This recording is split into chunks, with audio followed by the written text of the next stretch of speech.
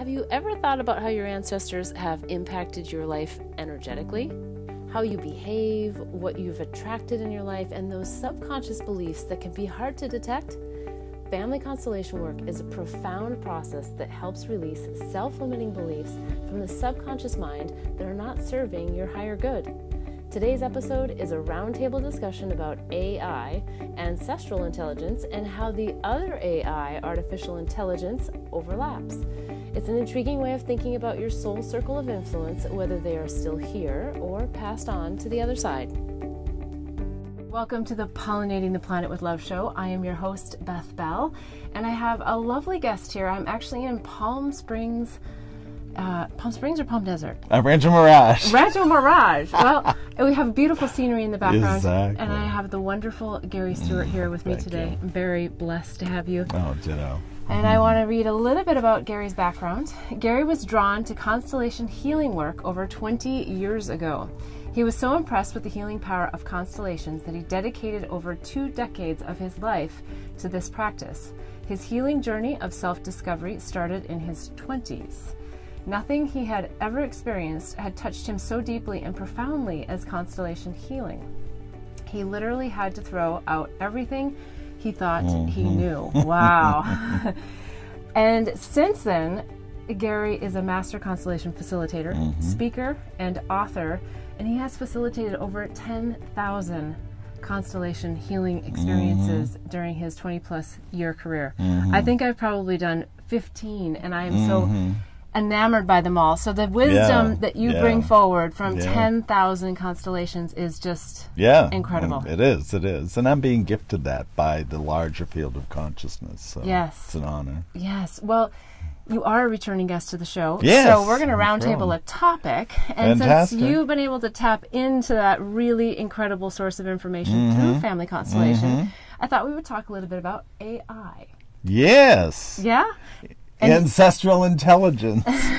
Ancestral intelligence. But we actually had a little pre-discussion. Exactly. And there's a lot of overlays between ancestral intelligence and artificial intelligence. So let's talk a little bit about that. How would you define ancestral intelligence? Well, we're here because our ancestors made the right choices. Now, a lot of people come from dysfunctional families, as I do myself, but yet, whatever choices they made led us to be here to survive till the 21st century, so they did something right.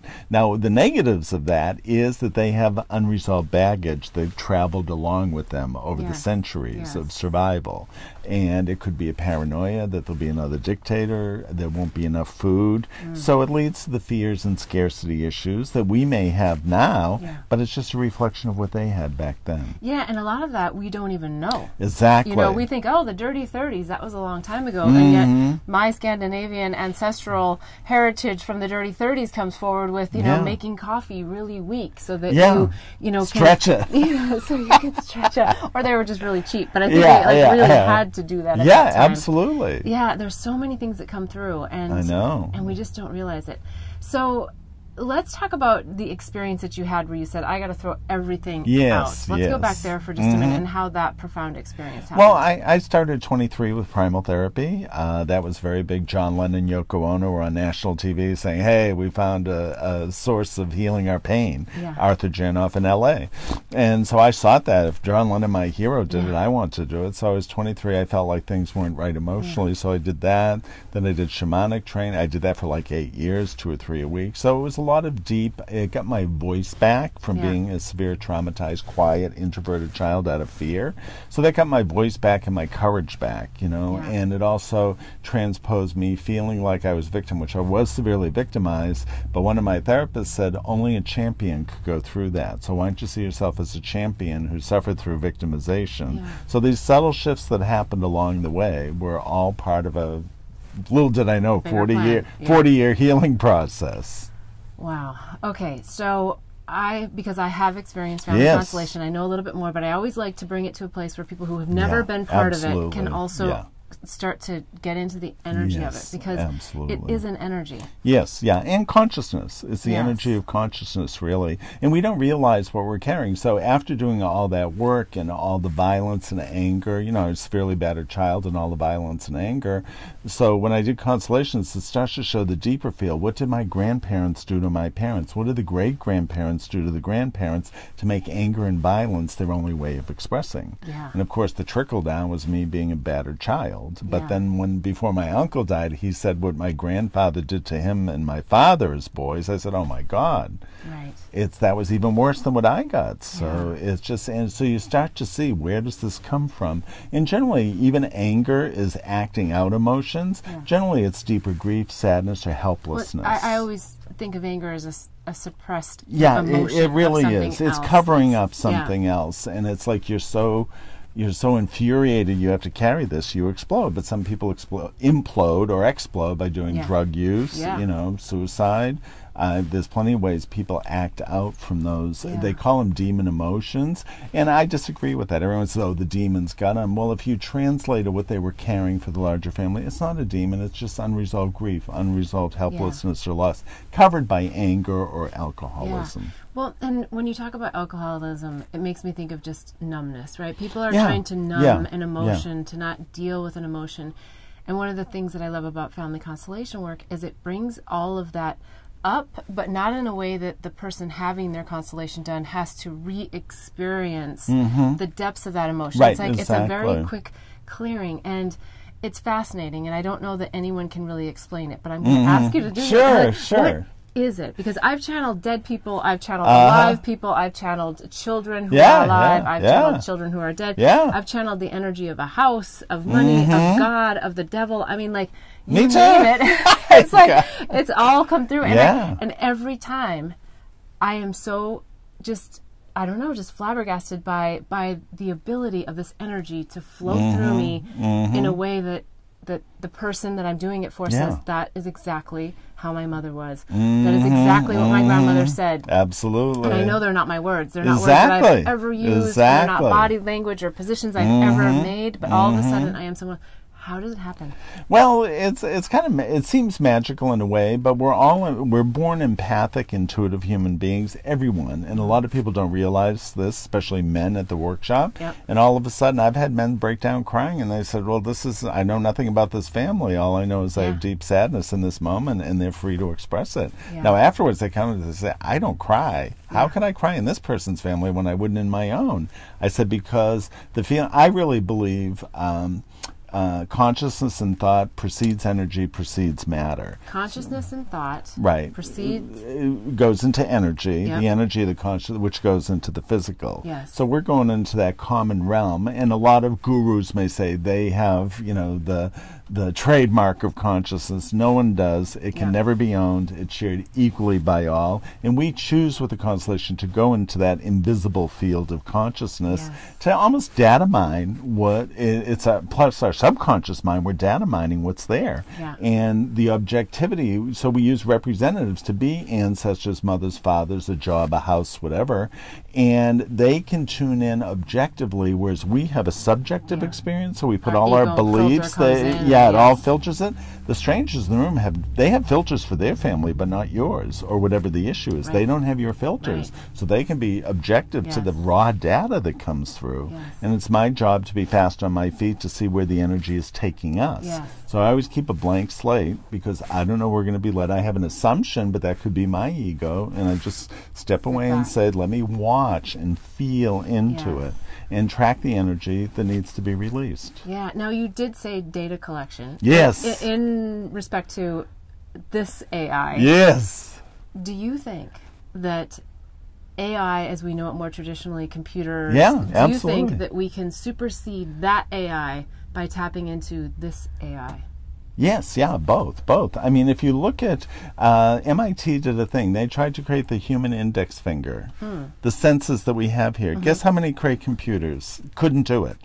I have no 15 Cray computers could not leave as much information that we get through touch of our index finger. Really? That's how much wisdom is just in the nerves right here. Not to mention our full brain, which we don't use much, by the way. But it's another conversation. Yeah. Well, we could watch Limitless or Lucy or any of those to see how our greater consciousness really come to us. So both are happening simultaneously. I always feel science is trying to find God in a way. They're trying to find that greater intelligence that knows things beyond human experience. But what I find is Constellation, alternative healer, even indigenous people that were tuned into the Great Spirit, already had this knowledge and wisdom eons ago without computers or technology. So do these people then come into my body at a cellular level? Absolutely. And then that's what makes me feel, think, react. It's a very cellular energy kind of experience. Right. It's like their thoughts. Now, the irony, what I feel so blessed by it, but also very touched by the work, is that dead person, somehow we're carrying them in our sphere. Because how could a grandmother they might have met twice come into your body like that with information for them? And is heaven really that far away? We think heaven's light years away. What if it's really in our field right now? Our dead ancestors are all around us, you know? And I think our DNA is the link up to them. So anyone in a constellation field has agreed, okay, I'm going to use my body to serve you, to serve greater humanity. And just by agreeing to it, boom, the data just starts to download, and you may not know what it means, but the client knows what it means. Most clients are blown away. I was blown away by it. And then generally the person picked to be a representative has a similar issue in their life. So there's a resonance. Every constellation that I'm at, there will be some pearl in there that I'm like, oh, that was something that I needed to deal with, or I needed to hear about, but I didn't necessarily even know coming to it. So it feels so divinely guided on so many levels. It really is. I've had people who got pains like in their right hip before the workshop, like at 2 or 3 in the afternoon. They come to the workshop, they represented someone with a hip issue, like a mother or grandmother. And they said, oh my God, so that means precognitive. They didn't know what they were getting into, and yet their body was reacting 3 to 4 hours before they arrived. So it shows you there's a field within a field within a field within a field, very much like the Russian dolls or an onion. There's so many levels. So I think precognitively we already know what's going to happen when we show up, but we don't know what's happening until we experience it. So it's quite amazing. Well, the other thing that you mentioned was about humanity, and so I think this really is a huge healing modality for humanity. We're going to go to a quick break, and when we come back, I want to hear all about that. Okay, great. Thank you. Blossom Bliss products are designed to help empower pure love and purpose in your life. It's through the power of words, flowers, and symbols that our products assist you in creating a blissful life. The power of words in our mini mantra word bar necklaces assist you in setting and blossoming your personal intentions. The affirmation cards leverage the power of flowers by providing daily inspiration. And the power of symbols in our life journey bracelets are great reminders of the things that bring us peace, joy, and love. Products are made and blessed in Bali with love by Balinese artisans who work with empowered hearts. When you purchase jewelry with a bee charm, we donate to save the bees. Join us in pollinating the planet with love. Go to our website, blossomblissbali.com. Again, that's blossomblissbali.com. We're back with Gary Stuart, and we are talking about family constellation work. And you gave a little golden nugget about the healing of humanity, which of course would be something wonderful to be able to accomplish. Absolutely. How do you see family constellation work healing more than just the people in that room in that day? Well, the amazing thing about constellation work is even though the client's working on their family system, it's actually healing the people in the room. Like you'll learn something, like you'll get a nugget from them either being the rep or whatever teaching system. Now, the most interesting thing about the work, their whole family has changed. I cannot tell you how many clients go back to their family and the energy is totally different. you know, and so that means people... Or they leave the constellation and the mother calls, or the father that's calls, all the time, all the time. So there's shift. a field. We were talking about field within a field. Well, during the constellation, there's a greater field that's being activated. I had an Indian gentleman come from India. He was an MD who couldn't find a girlfriend. Very handsome. I mean, it didn't make any sense. And then he said, well, his mother won't let him go in India. So we were working on that. Now, mind you, this is like 9 or 10 o'clock at night in L.A. The minute we said, okay, we're going to break after his constellation, the mother's on the line from India. Hi, what are you doing right now? Okay. And it was like, that means that field extended 10,000 miles. Mind you, it was the next day in India. Yeah. Well, so has anyone studied, because quantum physics, non-locality, I mean, we have a lot of data in science. Has anyone sort of laid that over family constellation work to sort of have any scientific... Yeah. Well, Rupert Sheldrake, he's been on stage with Bert Hellinger a lot, and he sees the quantum aspect. He calls it the morphic field. So it's like the field of life, or morphogenic field. So I call it chi, because basically everything alive is chi. The trees have the chi, water has chi. Everything has that chi and intelligence with the chi, as Dr. Emoto did with water. Water has consciousness. Well, that means everything does that we come in contact with has a consciousness, and we use that to our advantage. And humanity really should use it, because we have to deal with our fear right now. I think, collectively as a species. So that's interesting. So can we do family constellation work on someone who's not there?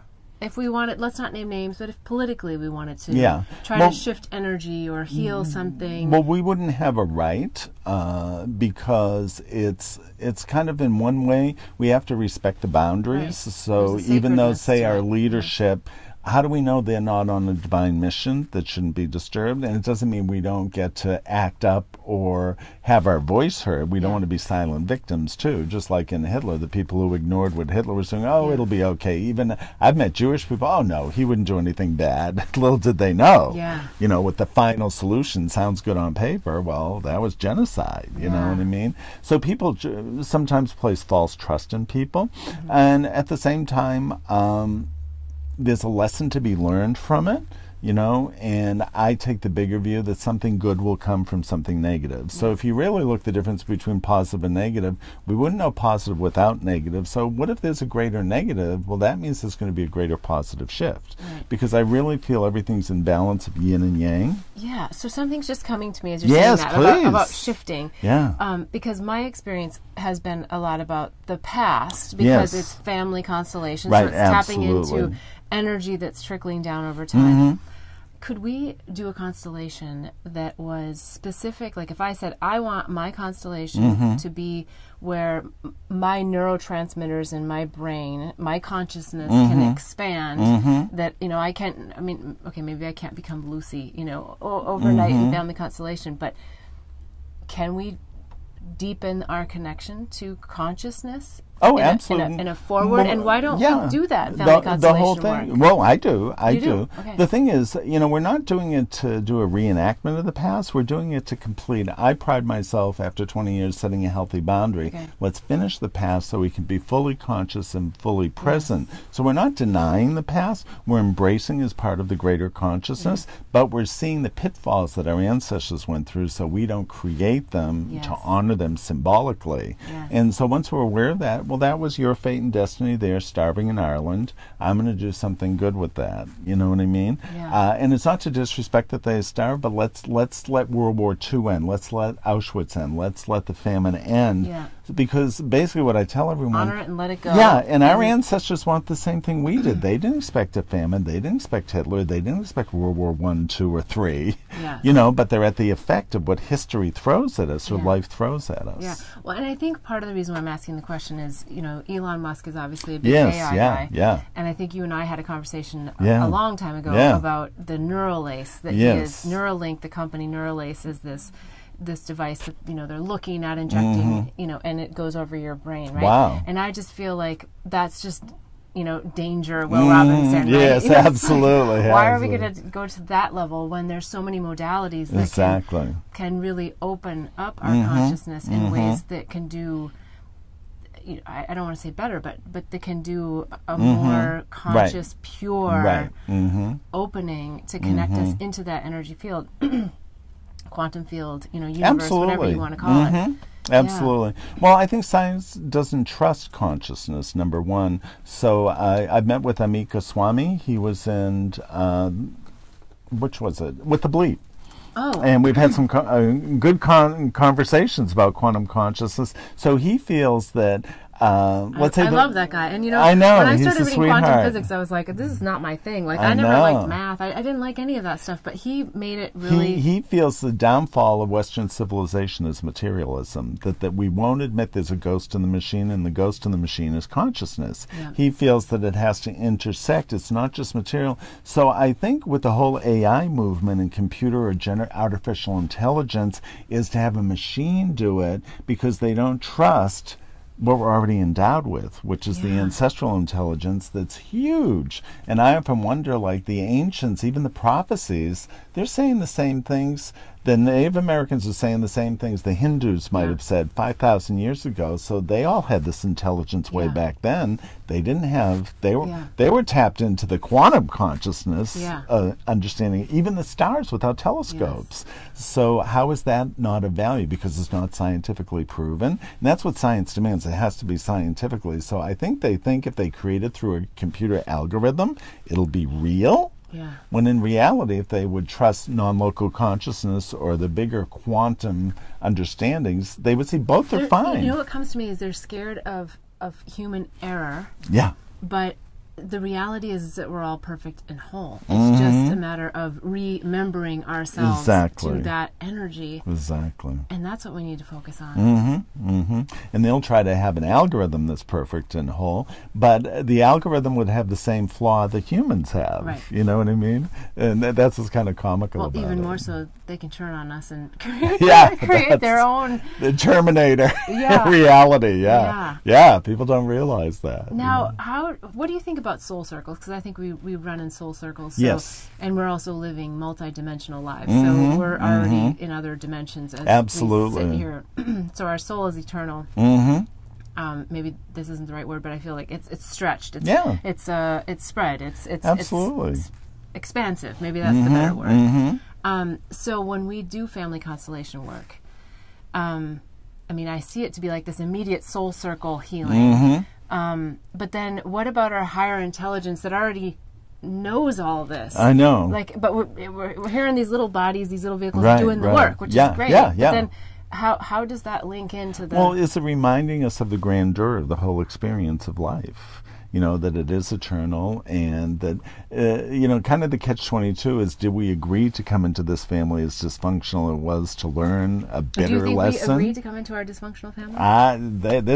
A lot of circles say that's how we get the lessons. So I think if we really do get the lesson, that makes it more valuable, because you can rise above it once you get it, rather than just repeating the nightmare over and over again. Yeah, I do believe that we come into this lifetime, we have chosen. Yeah, they call it soul contract. A lot of people use the word soul contract. And you could say, so here's an example I use a lot. Look at Oprah Winfrey. Did she come in to be abused, thrown away, knocked up, all the negative stuff that she had? Yeah. Okay, so say that was part of her soul contract to learn. Was it really negative seeing what she did with those lemons? She made the most beautiful lemonade out of the most despicable. So is the negative really negative, or is it a training ground for the positive? On the same token, somebody will get that negative and they'll go shoot up a school, they'll do horrible, violent things. That's how they're expressing what was given to them. But I think anyone with spiritual awareness will take that and rise from it.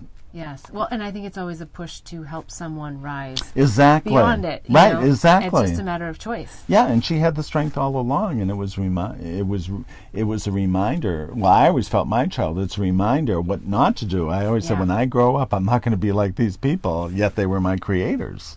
You know, and I said, I made promises to myself, beat up on the floor. No, I will never treat a human being this way.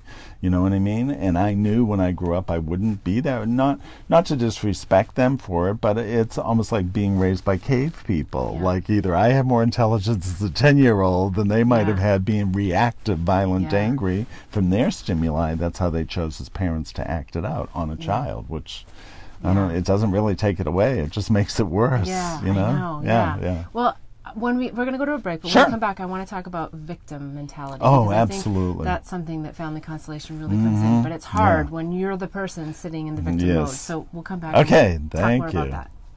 Blossom Bliss products are designed to help empower pure love and purpose in your life. It's through the power of words, flowers, and symbols that our products assist you in creating a blissful life. The power of words in our mini mantra word bar necklaces assist you in setting and blossoming your personal intentions. The affirmation cards leverage the power of flowers by providing daily inspiration. And the power of symbols in our life journey bracelets are great reminders of the things that bring us peace, joy, and love. Products are made and blessed in Bali with love by Balinese artisans who work with empowered hearts. When you purchase jewelry with a bee charm, we donate to save the bees. Join us in pollinating the planet with love.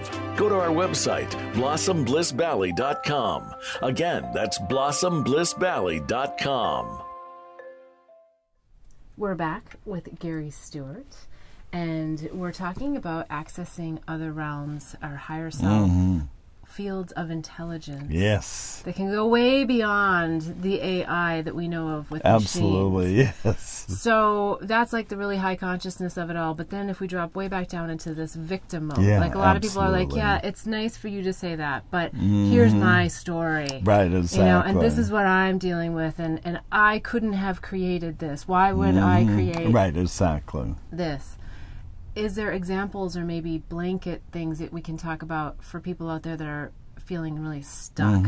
And because I also think that people are fearful almost to give up their story, because then who are they without their story? Exactly. That's it. Right? Bingo, you hit it right on the head. So it's almost like the devil you know. It's more comfortable to be the righteous, suffering victim, woe is me, than saying, okay, that's in my past. I'm going to take those lemons, I'm going to make lemonade with that same energy. Yeah. But a lot of people are more afraid to change their story because then there's an unknown, and that's much more fearful to change that than the one you know very well. There's a certain comfort in it. People find comfort in it. I find that so interesting because I think maybe it's because I'm a Gemini. I don't know. I love the unknown. I mean, it's like exciting, and if something is cookie cutter every day, and I'm just in.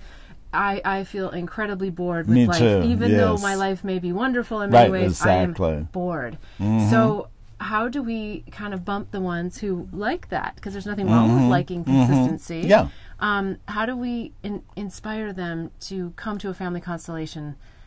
Well, when they do, a lot of people will find that, say, especially, you know, we'll talk about females because I feel the feminine has been denigrated for like 2,000 years, ever since the Bible, but we won't go there. Because Christianity was created in the Bible to suppress women. That's why Eve, the very first chapter, Eve was the evil one who corrupted man. And then it just goes on and on and on throughout the book, allegedly. And but then there's the loyalty. So some of the victimization that women may have is a loyalty. Well, my mother suffered that way, so being a woman, I have to suffer that. Then they start to copy that all women have to be victims. That's almost a comfort zone of the family. What people fail to realize, and I'm not denigrating anyone who's stuck in that, because they would come to me to get out of it. And when they can have compassion to see how their mother or grandmother suffered in silence, then they can separate themselves. Wow.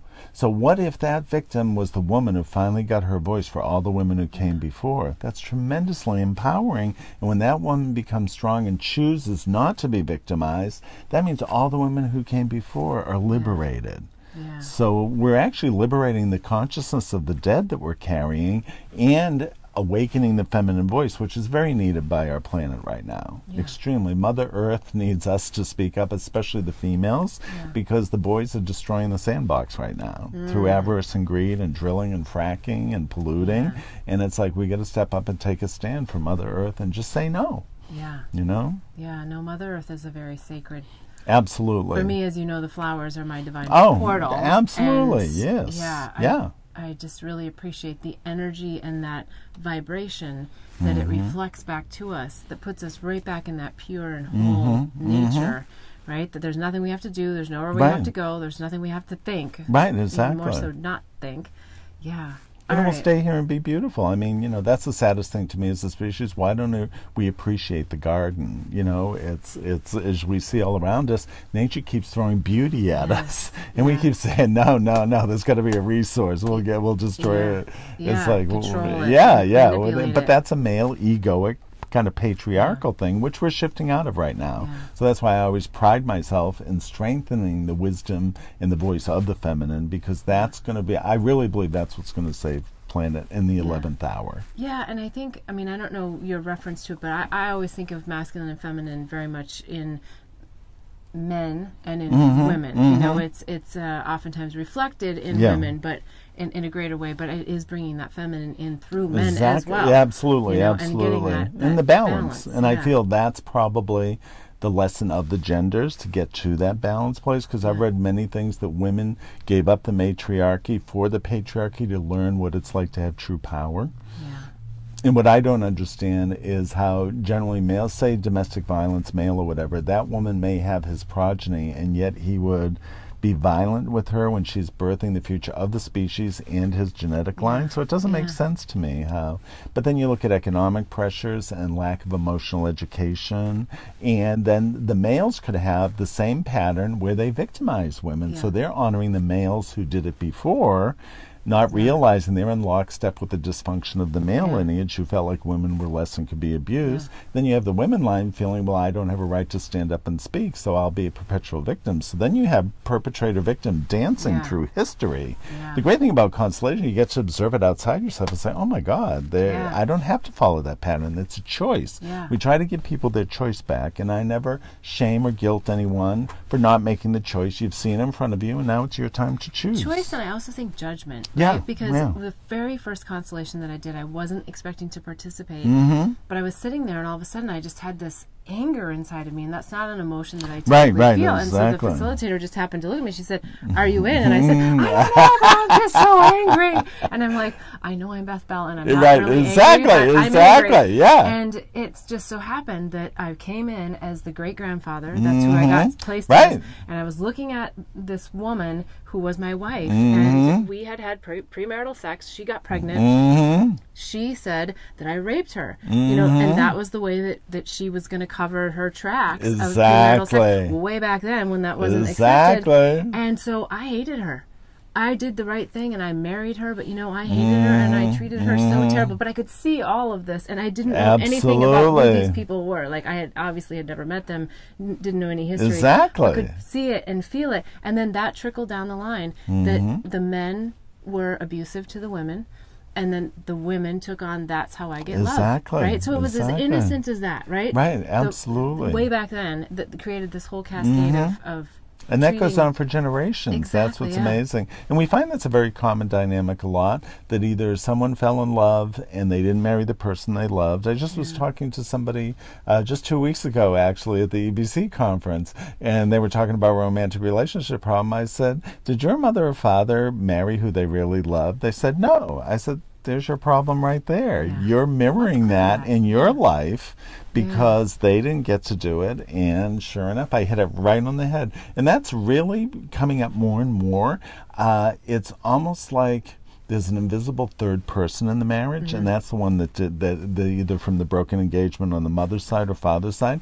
And that's why when you have domestic violence with husband and wife, generally there's an invisible third person who is the true love of the person that they didn't marry, who's entered that, and they're fighting because they know energetically they're not really together. There's a missing piece. So we try to do that for many clients. Will see that in their own romantic relationships. They'll see why domestic violence was there, and most people are quite shocked that it's because they didn't marry their first love. And then it gets more complicated if it's incest, because sometimes from a woman's point of view, if her grandfather was inappropriate, the first love of that that woman was her grandfather who shouldn't have been inappropriate, then she can't be fully available to a husband who gets mad at her for that, and then it creates a whole other. So there's so many different layers. There are. I have compassion for it all because no one asks for what they got, really, when you really we're at the effect of life.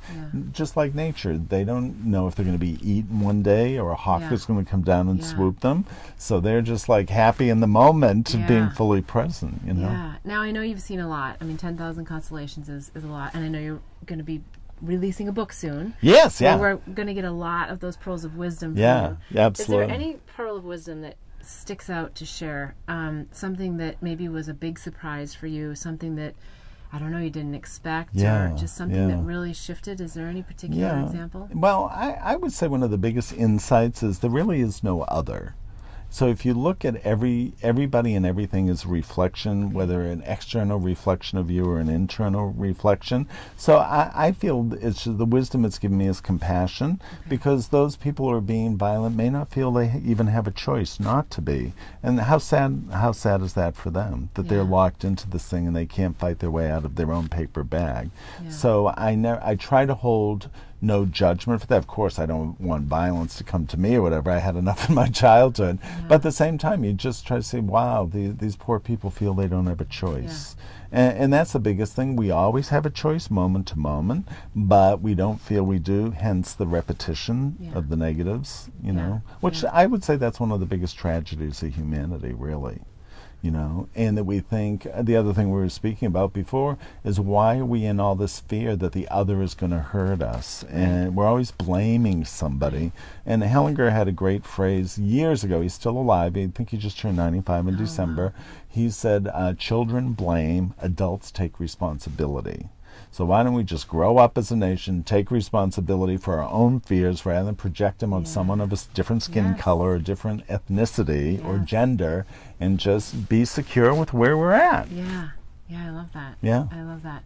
Well, one of the other questions that I had was, and now I've answered it in my own mind as we're sitting here, the question I was going to say is, can we do a family constellation on our own? Like, we can do self-hypnosis and sort of enter an altered state. And then I thought, oh my goodness, one of the things I wanted to cover, and we can do family constellation on our own, is your Constellation Healing Oracle cards. Yes, brand new. Came out this fall, right before Christmas. Yes. So I thought it would be fun to just do one in general for anyone listening to the show. Okay. We'll do a card. Do we have to set an intention? I haven't read that up front.